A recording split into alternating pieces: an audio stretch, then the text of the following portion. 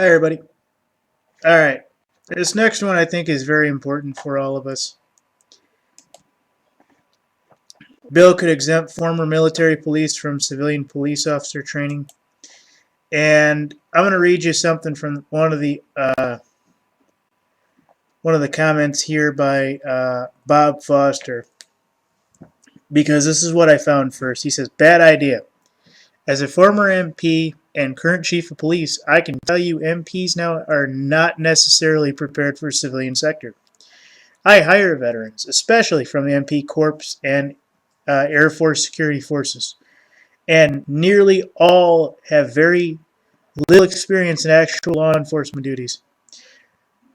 Not only do they need and benefit from the academy, they need the FTO program that follows. I was fortunate that when I served, I did primarily LE duties.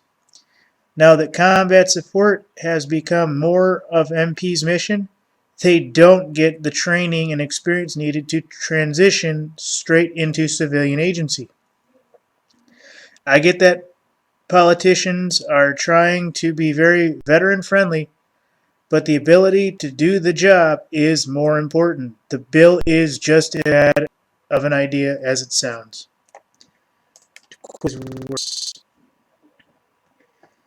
All right, so this is coming from a bill that could exempt former military police officers from basic civilian law enforcement training is close to becoming law. A local sheriff said those wanting to become civilian officers should not miss out on the basic training. Last week, Oslo County Sheriff Hans Miller went to Relay to speak against House Bill 595. Calls for training exemptions made for former MPs, officers to enter civilian law enforcement or to enter into civilian law enforcement. And he says a lot of times military police do very little law enforcement because they do more combat support, Miller said. Channel 12 contacted one of those sponsors of House Bill 595, Representative George Cleveland. The state of North Carolina itself in the process of doing everything it can to become as veteran-friendly as possible. Representation of Cleveland and said Cleveland.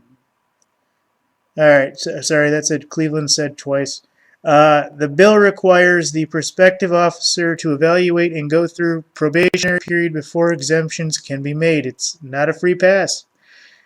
They have to meet a long list of criteria to begin with and then have to satisfy other portions of it, Cleveland said. Sheriff Miller said completing all the basic training was helpful to him, and he just wants to be sure his fellow veterans are prepared to switch over to civilian law enforcement. I think there's no such thing as too much training, he said.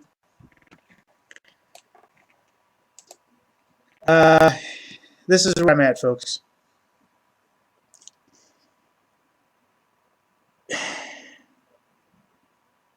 I have military experience. I have no police experience. I do have a CPL, but that doesn't much.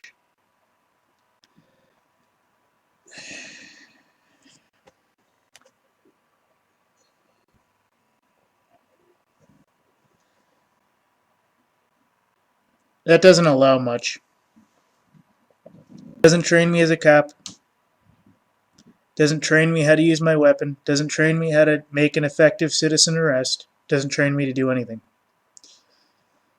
I have a friend who was an MP. The only thing they were doing is kicking down doors and dragging people out, shooting and looting in a military style. That's it. Bye. They weren't doing anything major. And as far as going house to house, evaluating people, making sure this is going on or that's not going on, that's not what they were doing when we were in Iraq. His unit was specifically tasked with kicking down doors, literally, and basically dragging people out that were high profiles. And that's to get into the cutting off of fingers and crazy shit like that for the dissidents. And you can't have that kind of torture. But this is a bad idea. This is a very bad idea to not let them go through all the enforcement. First off, each state has its different laws, its different codes, it's different this, it's different that. I'm not even sure what MPs are given in terms of law enforcement training. So if I was a transitioning MP, I would go ahead in my last 6 months or whatever, and I would definitely try to get into a police academy. I'm sure there are many benefits and many programs that pay for it.